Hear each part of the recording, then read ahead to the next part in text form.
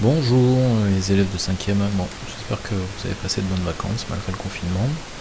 Alors sur cette semaine numéro 3, on va essayer de faire rapide, donc quelques objectifs à traiter et vous aurez des exercices à faire que vous pouvez me rendre par mail bien sûr comme d'habitude.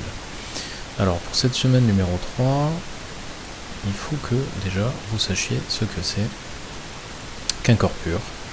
Et qu'un corps pur, ça contient qu'un seul type de molécule. Donc, par exemple ici, si je ça représente par exemple un bécher avec de l'eau déminéralisée, il n'y a que des molécules d'eau. Donc rappelez-vous ce qu'on a vu avant les vacances, je vous laisse regarder les vidéos.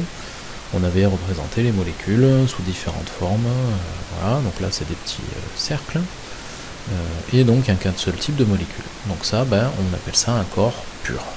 Un corps parce que c'est une espèce chimique qui est n'importe laquelle, et elle est pure, donc parce qu'il n'y a qu'un seul type de molécule. A l'inverse, on a les mélanges. Donc un mélange, qu'est-ce qu'on voit? Qu'il y a plusieurs types de molécules. Okay, c'est tout simple, pas plus compliqué que ça, donc si vous devez représenter un mélange, vous faites plusieurs types de molécules différentes. Alors, on continue, et ça va être très rapide aujourd'hui. Alors là, il y a beaucoup d'objectifs, mais vous allez voir, il n'y a rien de bien compliqué. Dans le cas des mélanges, il en existe deux types. Il y a les mélanges d'abord, premier type de mélange, les homogènes. Homogène, ça veut dire pareil, hein.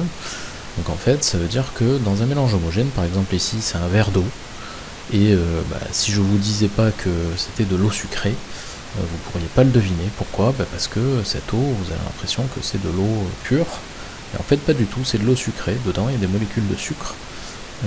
Et ça veut dire que vous voyez pas les molécules, vous voyez pas les constituants du mélange, pourtant c'est un mélange, hein, parce que c'est de l'eau plus du sucre, d'accord?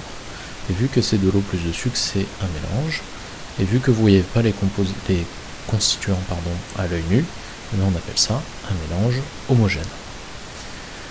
A l'inverse, si on prend le cas d'une mare avec plein de saleté dedans, ça reste un mélange, il y a des huiles, il y a du gasoil, il y a des morceaux de bois, il y a des trucs qui flottent, qui coulent. Bon, ça c'est ce qu'on appelle un mélange hétérogène. Hétéro, ça veut dire différent, d'accord?